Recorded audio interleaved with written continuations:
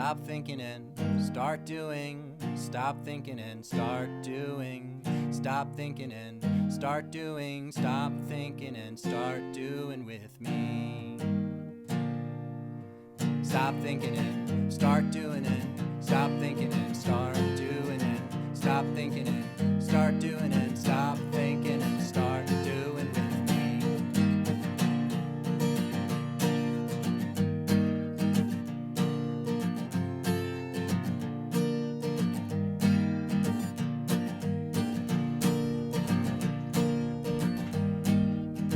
Welcome to the Stop Thinking, Start Doing podcast. We are a group of friends who share how we took action in our lives to step out of the thinking zone and into the doing zone.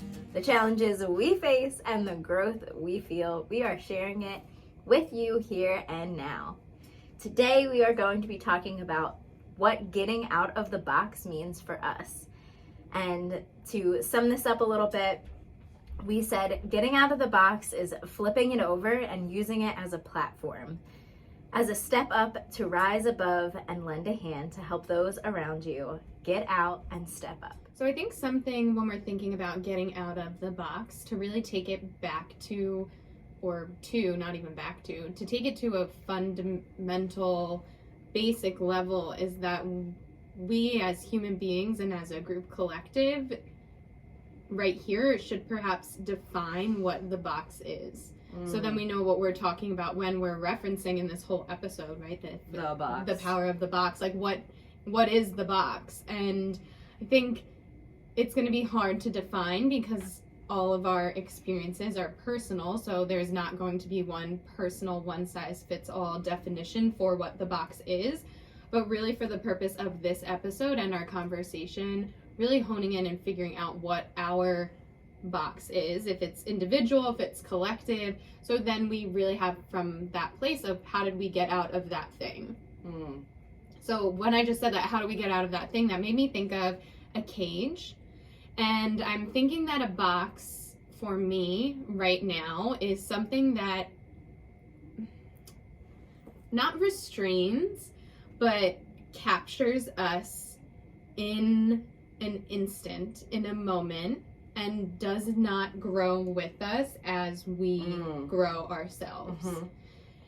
And I'm really thinking of an actual cage. I'm like specifically thinking of my one dog's crate. Like it just seems like it's a larger crate, so it feels like it's bigger, right? But I'm thinking about like how the box, in my perspective, is a thing, a thought process, a story that we tell ourselves, an experience with the human condition in our lives and in our worlds about how it holds us.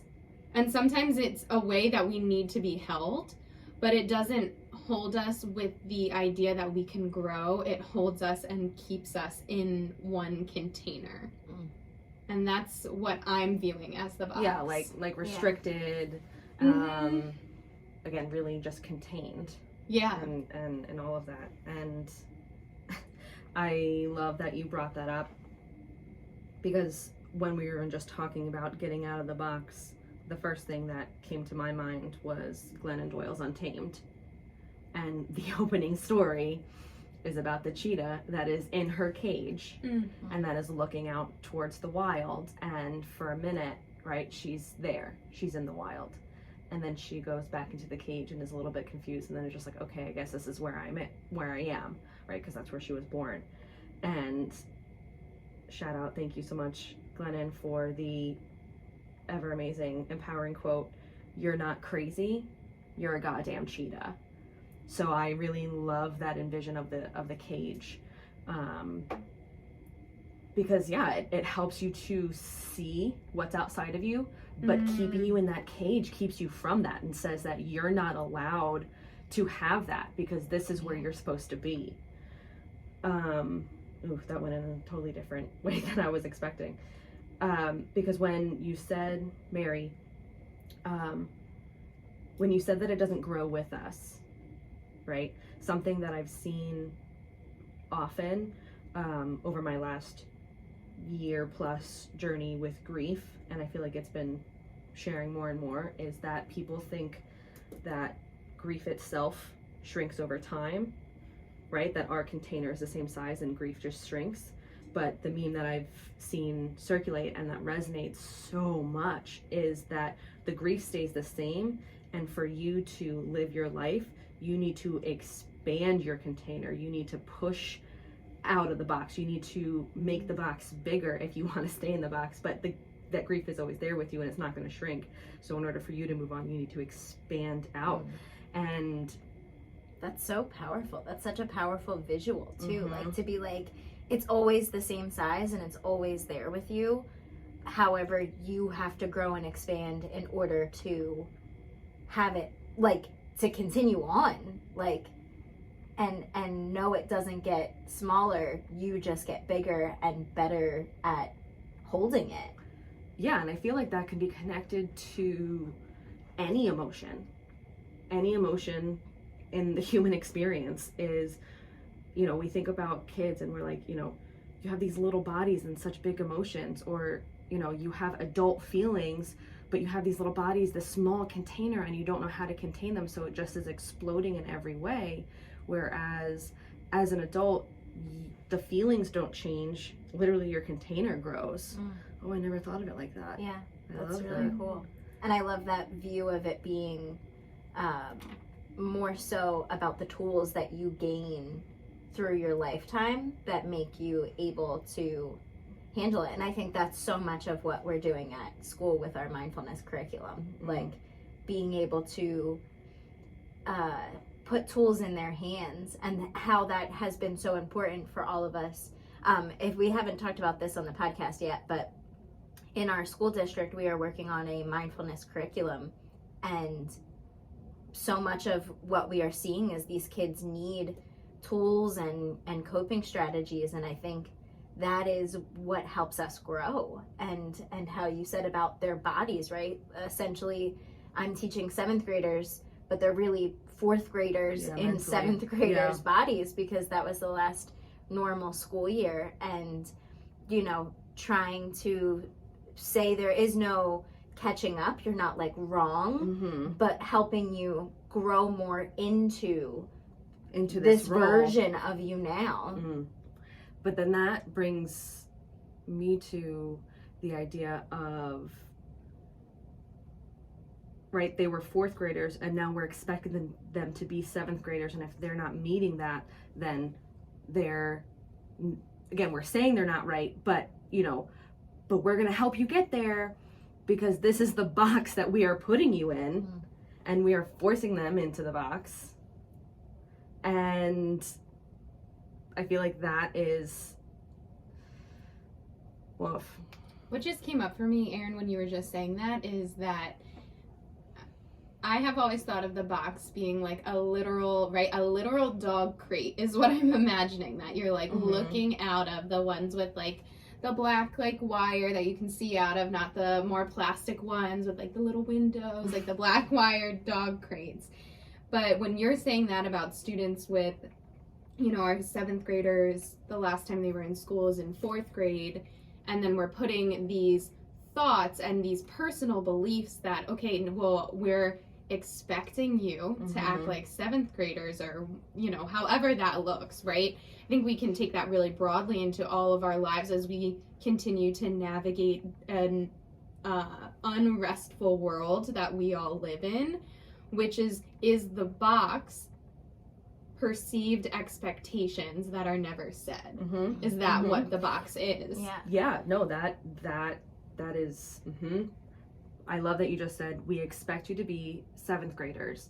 But then even when they're acting like 7th graders, we're like, no, you have to act like adults. You have to function on this other level. And that is just a whole nother can of worms. So, you know, I love that unspoken and unrealistic, right? Like, oh man. And there's so much to the curriculum that we are trying to incorporate, right? That these students need, that these young people need, and that all of the staff and the adults need, right? We have been living inside this box, inside this container, inside this compartmentalized. This is where I fit to take up space, and I'm not allowed to do anything different.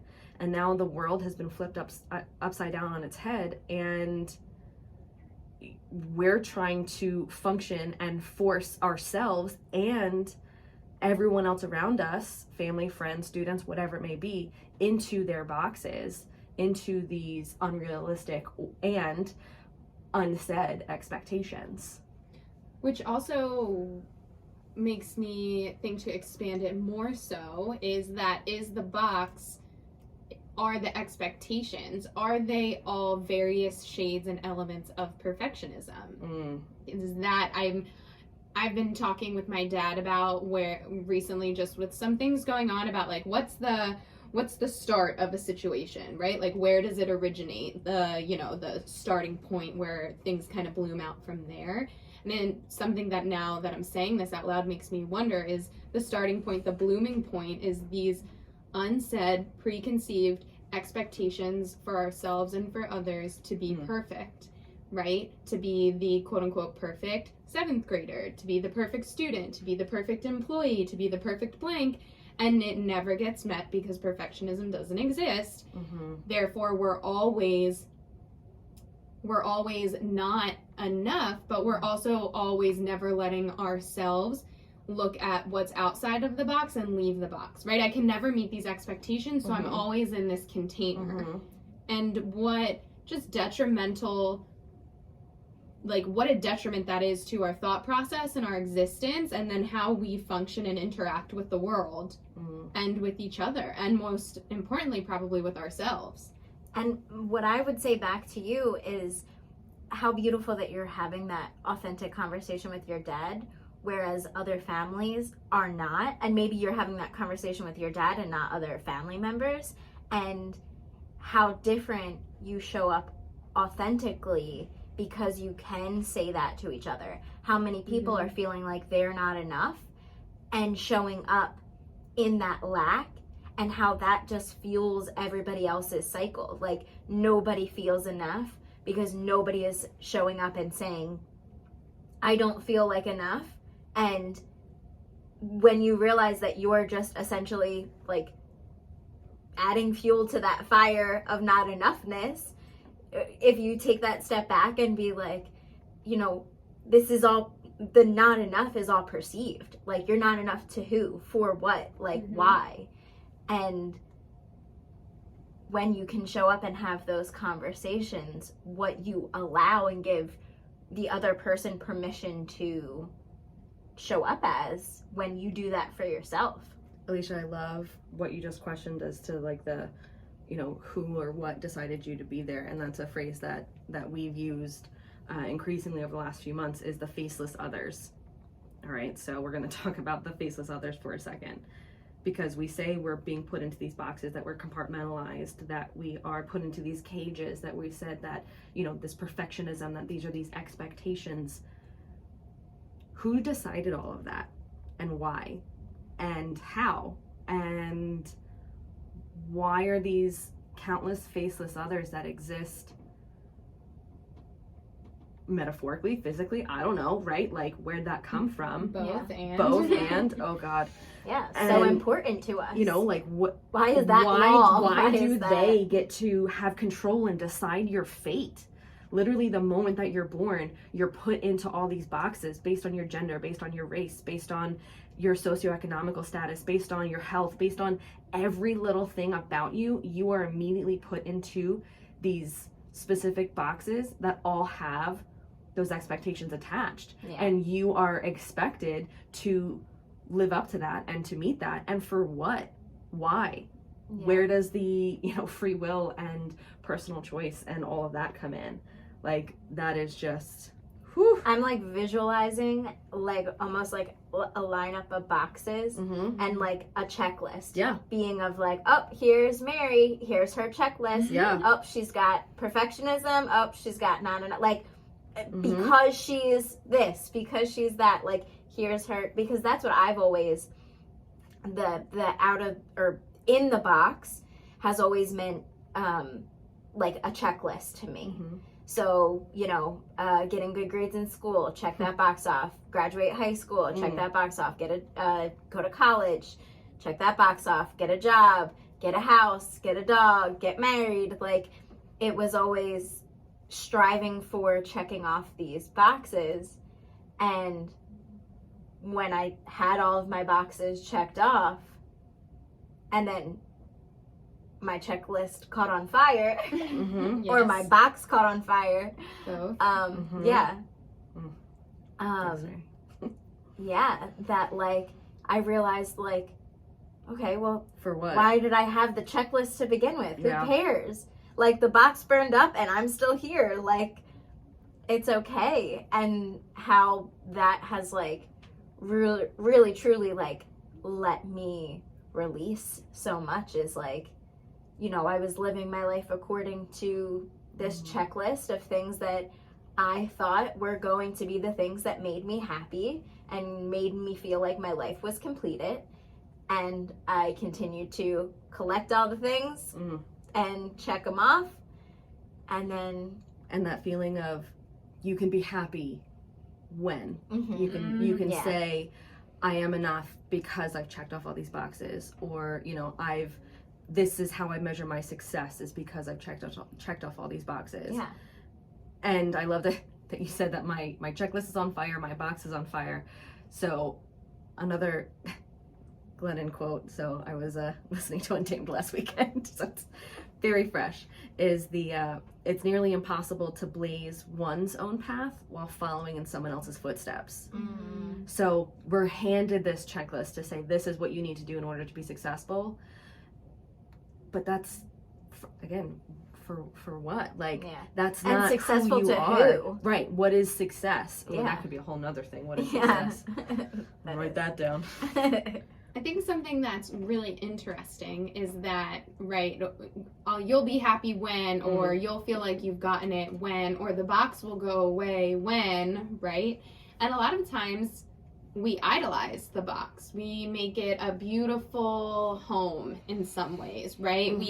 We dress the cage up and we put in a nice comforter so it's comfortable, and we paint it a different color. How does it look versus how does it function? Exactly. How does it look versus how does it feel? And when it, like Alicia, how you said, when your checklist that gets handed to you, when you come into existence, as you get placed in this box that you never asked for and that we never wanted, when that checklist and when the box gets lit on fire, there is a grief that comes with that. Like, wait a second, what the fuck? This isn't what I expected. This isn't how it was supposed to go. I did everything right. I did everything right. This was so nice. I said the right answer. I said the right answer. I thought I had the right answer. It was all good. It was all okay. It was enough. I thought it was good. I was trying to be perfect. That's what they always said. And how there's that loss that's centered around that, because we create the box, right? These expectations to be everything. And then as it disintegrates, we white knuckle and hold on to it like, no, come back. Like, it's okay. I'll rebuild it this way. It'll be fine. I just will do this a little bit differently. And really how there is such a scary sadness that comes with the letting of that go, that I think is something to really reckon with. Sometimes we don't want to embrace those feelings because they blow. Like, why embrace them? And there's beauty on the other side of that, but the process of that, and the process of getting through that, right? Everything catching fire is so scary. And I think that's something to really recognize as we talk about this, which is when we build our lives and our thoughts and our beliefs around a centered idea and that slowly disintegrates over time, just the work and the exhaustion and the fear that comes up with that too. And it's not that things aren't beautiful as it's all falling apart, and as we get to the other side, they're beautiful and they're horrifying. They're beautiful and they're scary. So the box is a place where we find comfort, and it's also a place where we find fear, and really thinking about how those two opposites exist on like a balanced spectrum of this entire of this entire conversation. You just like described that summer like to a T of what my life was like. So I went through a period where I found out my ex-husband was cheating on me, and went through a phase of like not knowing what I was going to do, whether I was going to, you know, try again with our marriage. And you were talking about that, of clinging on to it. And I literally just kept saying, like, I don't know what I'm going to do. I don't know what I'm going to do. And then like this moment happened, and it was so clear to me what I had to do. But what you were saying of like watching my box burn, it was like all of the rest of my life of what I had envisioned and worked for and been comfortable with was literally on fire and disintegrating and like washing away before me. And like, you know, I am so thankful because I would literally not be here speaking into a microphone if any of that like didn't happen.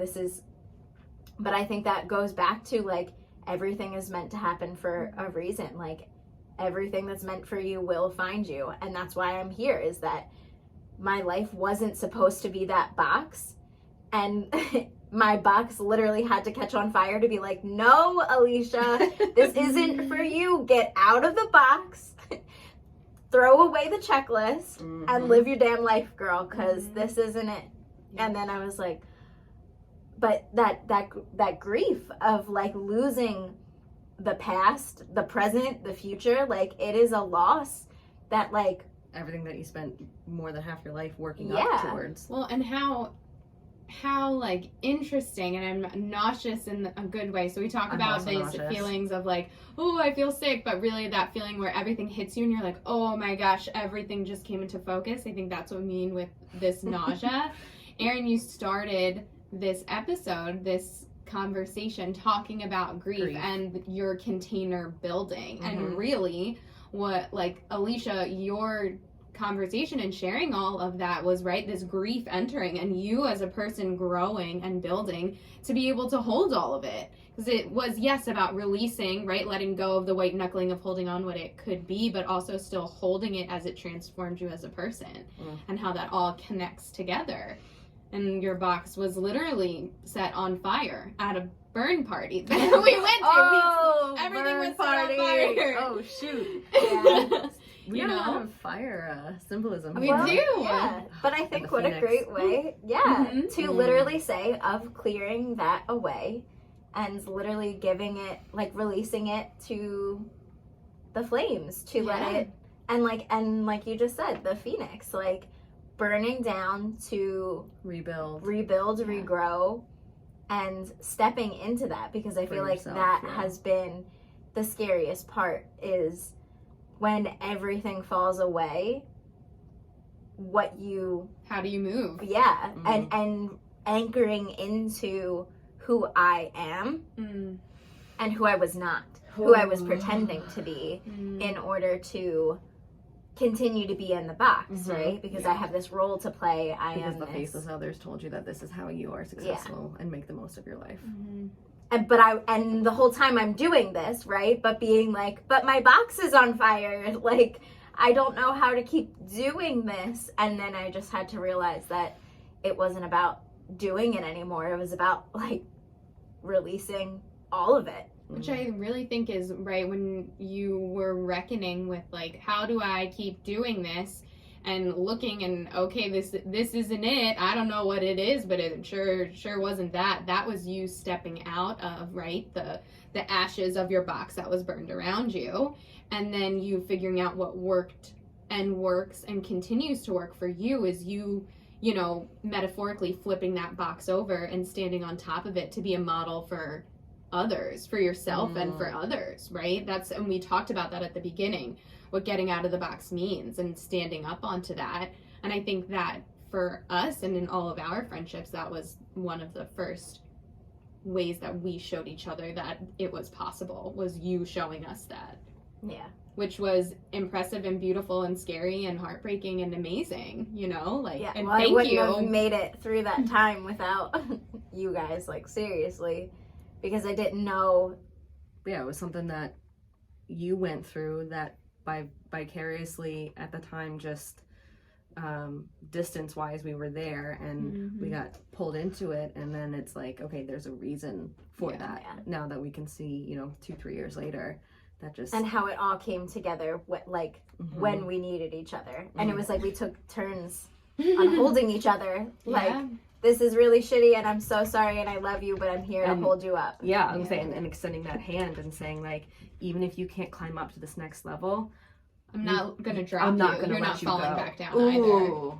either. All I'm picturing is the cliffs of insanity in Princess Bride, when he's like, climbing up the rocks. And I mean, I think really all that this conversation has showed us right now is that we came to try to define the box, and we haven't, right? It's so personal and we haven't been able to, but it's manageable to live the process of removing the box from yourself and your psyche with the support of the people who will not let you fall down the cliffs of insanity. I think that's But I think it also has to be people that understand that you want to get, like, that you're releasing the checklist. Like, I think it's turning to the people that you can truly be authentic and lean into for support, because if you're going to people that don't understand, you're going to be looking for support and they're not going to know how to give it to you. So, like,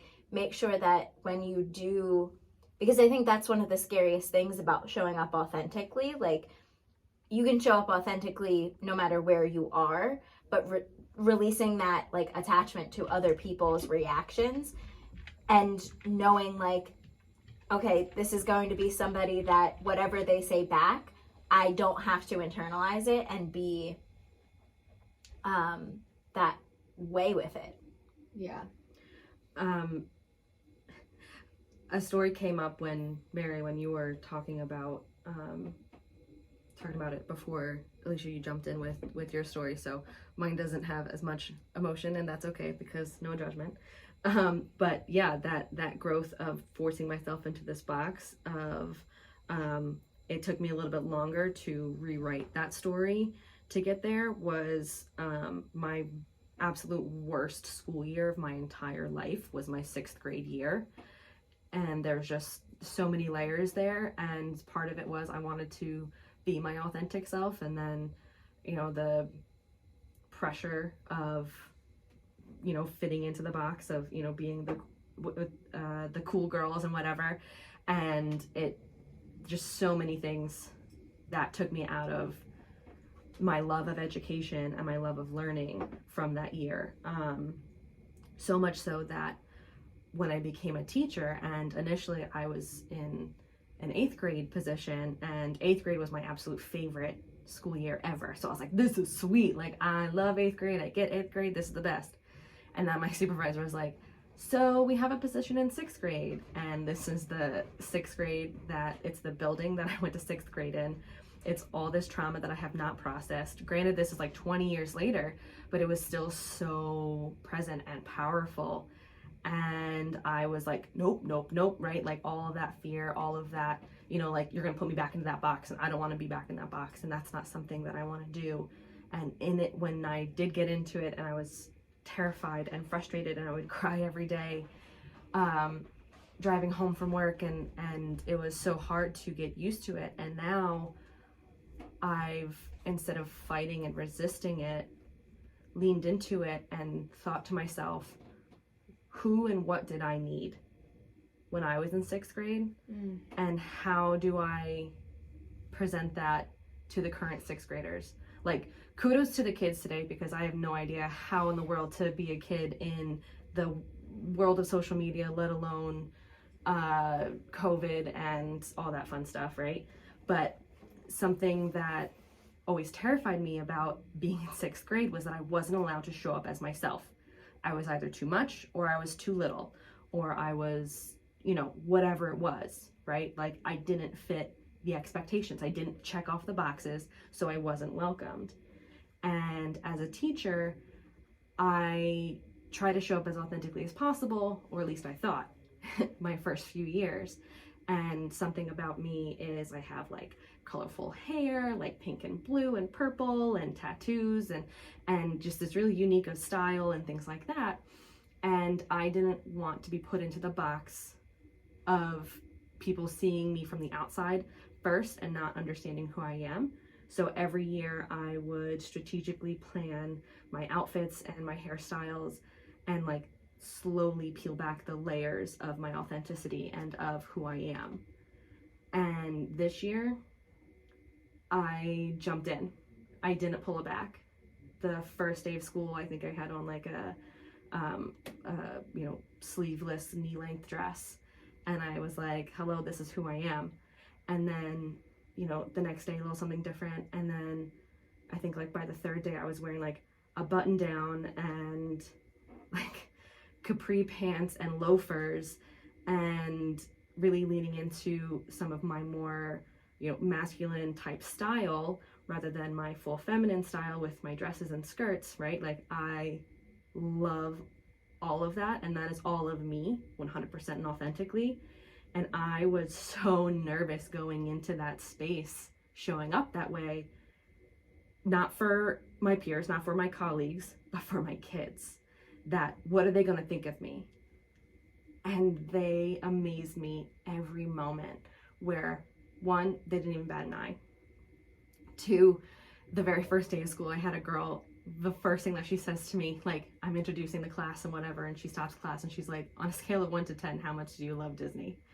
And I was like, how did you read me that well? Like, what? Okay, I mean, I'm covered in Disney tattoos and my lanyard is all Mickey, and okay, cool. Like, but she saw me immediately as who I am. And then that week of all the activities, getting to know the kids and whatnot, they showed up 100% authentic. And I saw that, and I subconsciously internalized that, as well as I feel like they got that from me mirrored back to them. Yeah, you gave them permission. And it was so wild to see. And like, my classroom culture and environment has never been better than it has this year. And even with all of the craziness of the upside down world and so much hurting going on, and again, these expectations that we're trying to force students and adults into, but just showing up and being in that space, and these kids just saying, like, when we're sharing about ourselves, they share such amazing things that I would have never dreamed about, and they have then given me permission to be my authentic self. And that is healing my inner sixth grader to say, like, oh my gosh, like, it took us about 20 years, but we're here, we're in this space, literally the classroom that I failed science in. Now I'm a science teacher. And it is just so wild to see and have that come full circle. And it was something I was so resistant to. And I finally just pushed the walls of the box away from me. And that made room for anyone and everyone else. Yeah. Including myself. And you pushed the walls of the box. I wouldn't even say away from you. I would say down. I think that was you realizing, I'm going to push these down. And it showed all of the students that you interact with, oh, I can push mine down too. And then they have been pushing theirs down, which then speaks exactly to what you just said, Erin, of your sixth grade self is like, I can do that too now, right? So the Erin of right now, who's made up of all of the Erins of all time, but right, pushed it down to show kids that they can too, right? To show all of these humans who, unfortunately, we get into some box, not because we chose to, but because of society and the faceless others. Okay, we can push the barriers of this, we can push this down. This isn't where we have to exist or live or thrive, which then allows you to say, I didn't need to do that either when those 20 years ago. So it's that like circle of healing, right? I know, Alicia, you said like hurt people, and healed people, and how you are doing that with the kids, and then they're doing that in turn for all of the versions of you, which is so beautiful. That is so beautiful. I love going back to the image of taking that box and flipping it over and standing on top of it. And that's what, like, I've slowly been doing. And now the kids, and it's so incredible and empowering to see how these kids are interacting, and like they're flipping their boxes over and stepping on top of it. And then they're like building this beautiful box castle together as like everyone is ascending and climbing to the top, and it's not that there's only room for X amount at the top. Everyone is welcomed to continue to rise and to get out of the box and to turn around and offer a hand, and then also look forward and accept a hand.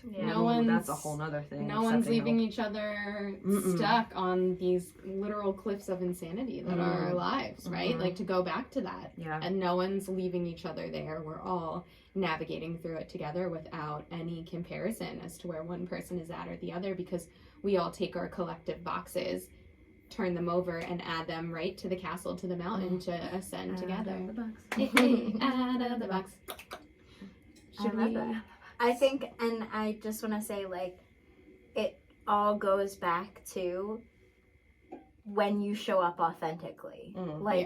The reason it is flowing this way is because you put your guard down and you were like, this is who I am, and I'm not going to be in a box to you, and what you were able to mirror to them, for them to then mirror back to you. And I think, how amazing would it be, like, to show up in these situations more authentically, like that being your homework, like listening to this and saying, like, in what space can you show up more authentically to get out of your box and stand on your box, and what can you inspire other people to do on top of their boxes, like, instead of being inside of them. Give yourself permission to then give those around you permission as well, and see how you all literally rise up.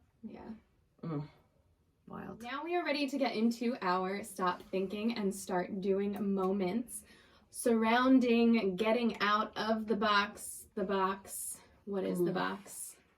Out of What's the box. in the box? Oh, Yeah. anyone else think of that really bad Cameron Diaz movie with James Marsden or whoever it was, like a few years ago? Like, a few years ago, it was probably like 10, 15 years. No? Okay. It was like a box and a button. And No. moving on.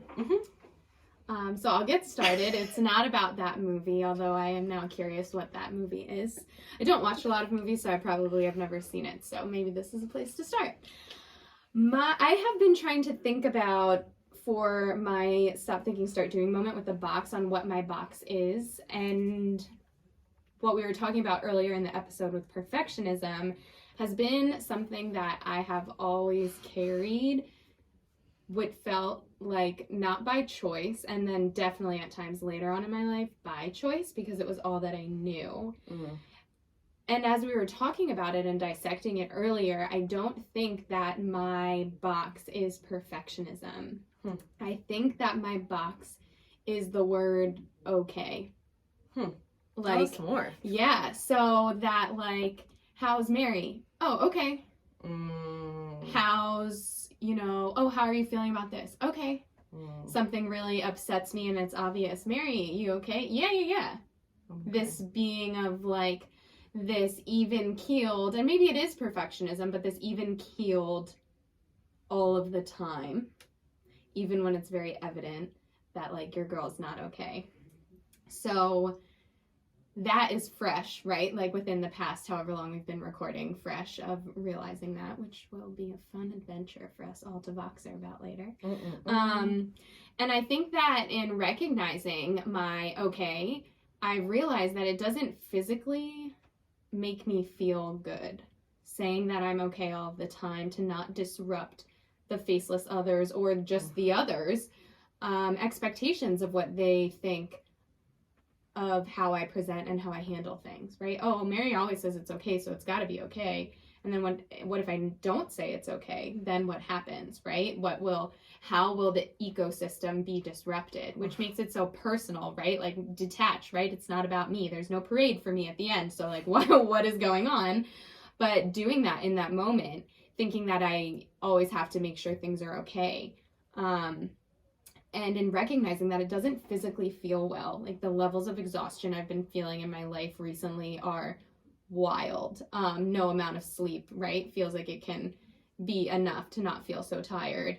The physical feelings of, like, nausea and just headaches, and the increased anxiety of things are okay. I got to make sure things are okay. Things are okay for everybody else, because if they're not okay for everybody else, they become me problems and all of these things, which really puts, you know, a focus, again, like no parade at the end of it. It's not all about me, but it's very easy to, or not but, and it's very easy to think that it is.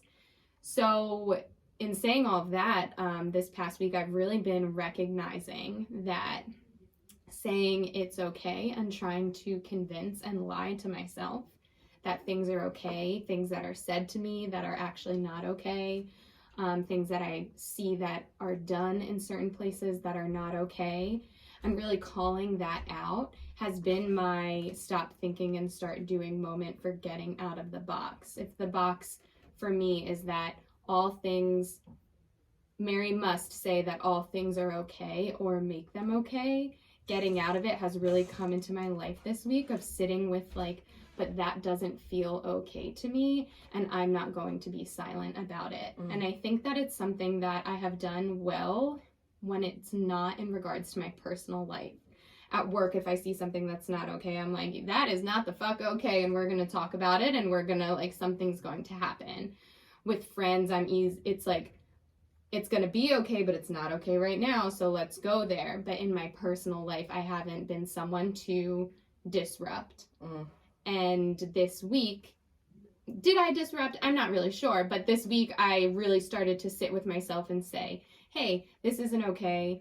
Some conversations that I had weren't great, and instead of just sweeping it under the rug and putting on a face that I'm going to be good and okay, I've decided to pause and process and bring up difficult conversations. So I've really been thinking that my stop thinking, start doing moment is recognizing that my box is this okayness and pressing the boundaries of it, that my world doesn't end when I say that things aren't good, and that the world continues to not end when conversations about the not good things are happening.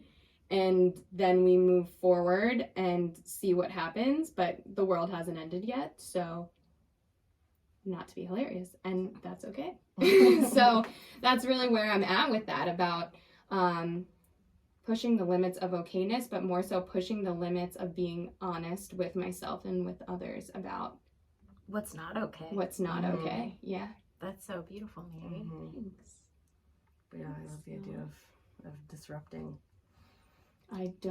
Disrupting Yeah. the system. Well, that I being- don't in my personal life, right? The system, I'm like, fuck the system. I'm like, let's go. But my personal life, I'm like, everything has a place and every place has a thing. And that's not congruent with the life well lived for me. So I'm so proud of you for Yeah, finding I was that going to say, and reflecting working that through and seeing that. 'cause Yeah. thanks. Yeah, that's fresh in that this moment. is- We haven't talked about this. No. This hasn't been on our Brand Vox new. Brand new. Fresh. love Heard it. it here first. Fresh. Heard it Next here. month. Hot off the press in December. It's fine. It's fine. Yeah. So. Oh, wow. I can go into mine. So my stop thinking, start doing moment was kind of a combination of things. When I started my small business, I really was struggling with like imposter syndrome of being, well, I'm just a teacher. Like, who am I to show up in this online space, trying to sell something, trying to be, you know, an authority figure, trying to talk about these things and teach about these things. And just slowly understanding more about myself in all like forms and tying that to being a teacher. And I think, Erin, when you talked about like decompartmentalizing in the beginning of the episode, like teachers are a career or educators, there's this like, you have to decompartmentalize your life because you can't have it blend together. Like, how many times, you know, teachers get into situations because they're people outside of being educators, and that's not okay. Yeah, we're not being an We're not allowed educator to be is human, not, yeah. you were not welcomed to be a human person in the education world in a So general sense. having like having had start my like mindfulness journey last year, and then really getting into like the thick of it in the summer. Into the thick of it. Into the thick of it. Yes. It's fine. So getting there and then being like, I am forever changed, and I cannot go into this next school year putting on this like mask of being who they want me to be. I have to be me because I can't breathe in that mask. Like, So is your box include your mask? Yeah. Is your box your mask? Is your box? Is yeah, your is your box. mask your box? Yeah. Because it's like, That's a tongue twister. yeah. Maybe, because that's what I'm using to. Yeah, that's been your visualization for such a long time. Yeah. Is wearing that mask and needing to take Of off being that who mask. they need me to be. Yeah. Mm. So my Anxious. my whole thing was like realizing that it was okay to be me in everywhere that I was at. And you know, we talked about this in the last episode of how we were seeing so many needs at school and them not being met. And you know, me saying like, you know, it would be really great to have a mindfulness program, and like me realizing like, oh, that can be me. Yeah. Like I can do that. We can do that. And then, you Because know, we have been doing that. yeah. And then Let's do it. my first moment to me felt like emailing my principal and being like, I want to help start a mindfulness curriculum. Can we talk? And I feel like that was the first time at school that I like flipped my box over. I got out of the box, I flipped it over, I stood on top of it and said like, regardless of if you resonate or you don't resonate, like I'm sharing my message and I want you to come back with whatever message you need to share. And that kind of like, I feel like when those two pieces came together, like my authentic self outside of school and then my authentic school self like coming together, and that being like, so I'm going to now have the power to like speak in front of the faculty because I'm talking about something that is coming from my heart and soul. Like I can present in front of another school or talk about these concepts, or like I just did for Wellness Day, like journaling with Miss Papa, like things that I would have been so stuck in my head about.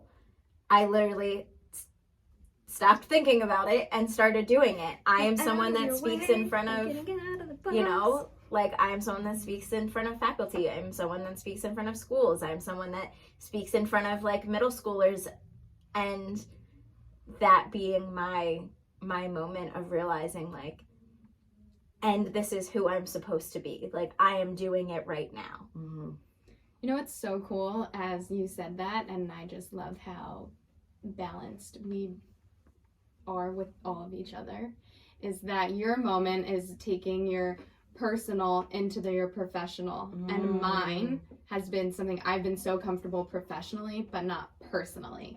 Right? And how I think we've been really helpful mirrors for each other to get to that place. Yeah. Beautiful. So cool.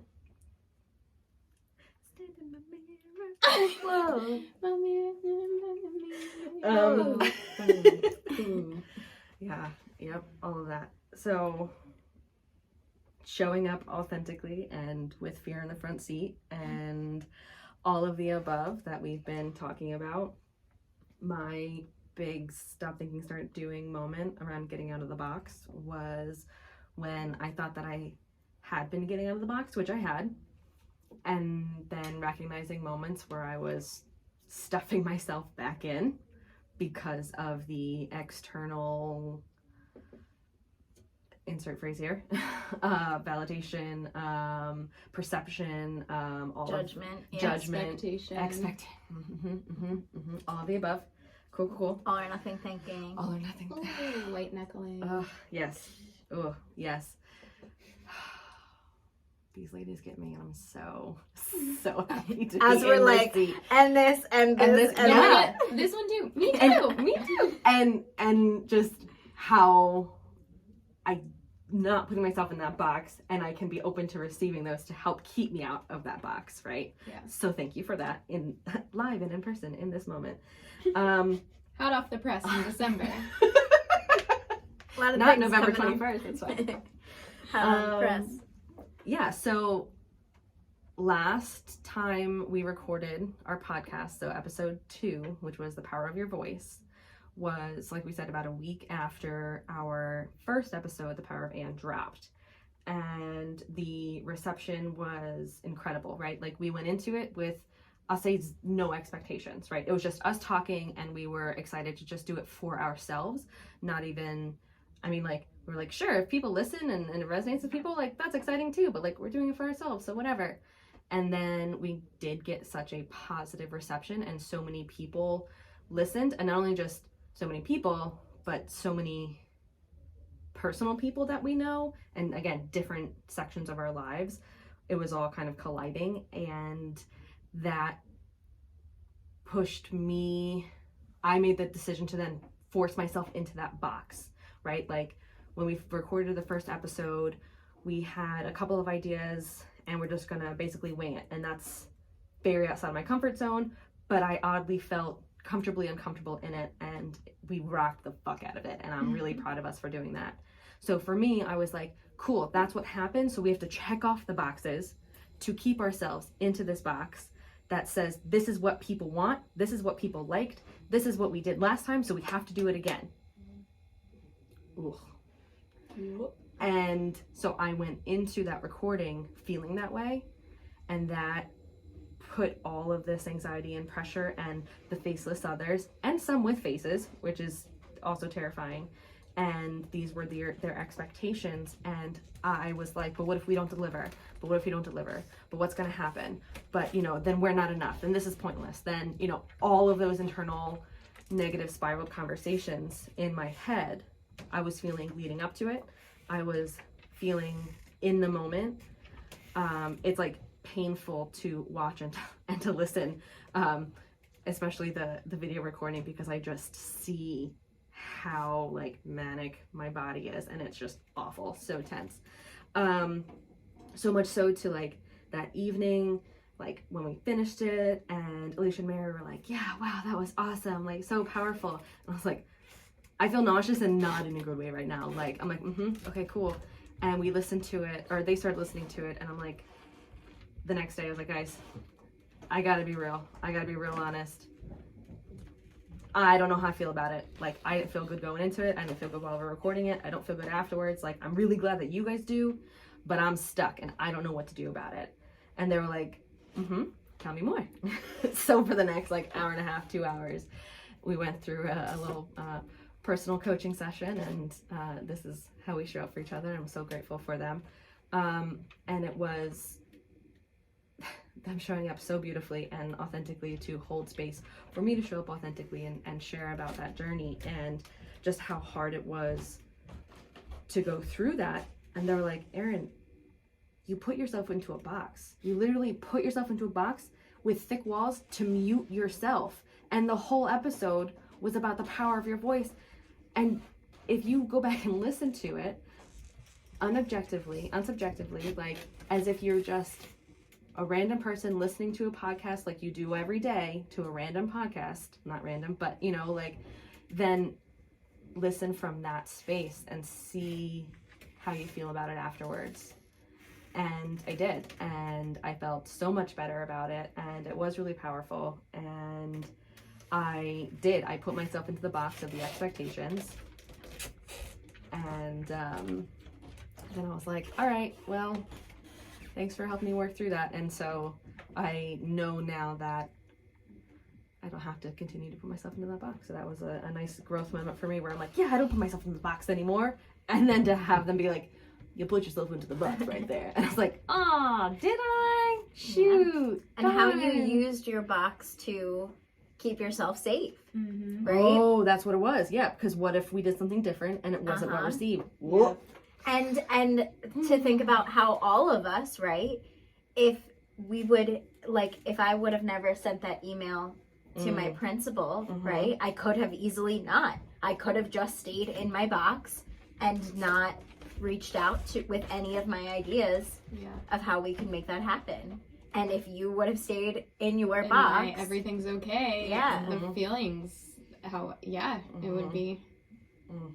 So It many wouldn't be things, yeah. great. yeah, It's so like that's- growth is uncomfortable, but yeah, that's your what's- comfort zone. Growth is uncomfortable, but the box is so much more uncomfortable, right? The box is this continued discomfort, and growth is momentary. And then, man, it's beautiful and expansive and vast. And it's scary as fuck to think that there's a beautiful, expansive, vast thing beyond the box. beyond the box and beyond the cage. Yeah, because it's like once you step through that, Yeah. once you get on the other side, you're like, what was I doing? What Yeah. was all that about? Yeah, Like, yeah. Why was I so why did you resistant to do it? that for Oh. Yeah. so long? Why Yep. did you fight that? And it's like, and There you go. and how great it is to recognize that now, and anytime that comes up, that can be closing that gap, right? Of that amount of time that you stand in that, like, that thinking, that icky thinking Yeah, in the standing in your box. way. The thinking zone instead of the doing Yeah. zone. Really. It's icky there, and you're It is icky. yeah. So when you're in that space and being like, all right, peace out, bye, like Yeah. go into the doing zone, and when you're there, you're like, why did I stay there for so long? Like, Yeah. but it's literally your brain just trying to keep you safe. Yeah. And it's all safe and it's all beautiful once you let yourself take that, like, next, first, tiniest right step. And that's all it has to be. all It about doesn't that have to be next a little giant step. leap. Nope. And doesn't Could be have a to be baby step. perfect. It could be Nope. wobbly, but you're still making that step. Absolutely. My last untamed Glennon quote for the evening, I feel like really wraps this up in the sense of, this life is mine alone. So I have stopped asking people for directions to places that they've never been. Yeah. And I feel like that is something that resonates so personally and deeply with all of us Yeah. in a lot of ways, and especially tying it into the box, right? We're into this box because that's what others have told us that we need to be, and now we're like, no, this is my life, and I'm going to use this box in a different way because that's how I've decided, and I'm not going to look to you. So really coming back to my moment of, you know, what if we do something different? Like, we can't do something different, and instead what happened the first time wasn't planned, it just happened, and what happened the second time just happened, and it was still beautiful and magical and important to share. So getting out of my head, getting out of the thinking zone and into the doing zone without asking for directions from people who have never been there. Yeah. Those faceless others. Ugh. Yep. All right, y'all. So, thanks for listening to the Stop Thinking, Start Doing podcast. We can be found sharing our day-to-day adventures on Instagram and TikTok at stopthinking_startdoing and blooming.brewer, and on YouTube at Stop Thinking, Start Doing. We are produced in partnership with Gecko's Media, and our music is by Derek, quote-unquote, long last name, Krikevich. And our final message from the souls behind Stop Thinking, Start Doing. You are enough right now to start authentically living your purpose. Okay, love you. Bye! Out of the box. Out of the box. Hey, Out of the box! Woo! Okay, love Okay, you. love you. Bye. Stop thinking and start doing.